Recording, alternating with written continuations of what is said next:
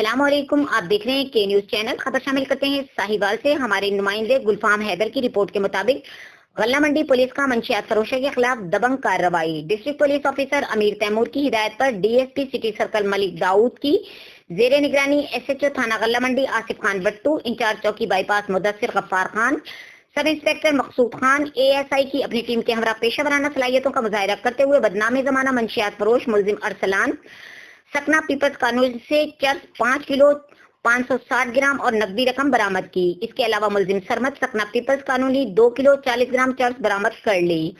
मुलजिम अरसलान और सरमद ने इलाके में चैलेंज किया हुआ था और खौफ हिरास फैलाया हुआ था कि वो दोनों डिस्पेंसर रोड के डॉन हैं, इनका कोई कुछ नहीं बिगाड़ सकता, वो जो धंधा करना चाहे कर सकते हैं। चौकी इंचार्ज बाईपास मुदस्सिर गफ्फार और इसकी टीम ने ये चैलेंज कबूल किया और मुलजिमान को रंगे हाथों गिरफ्तार करके पाबंदे सलासल कर दिया।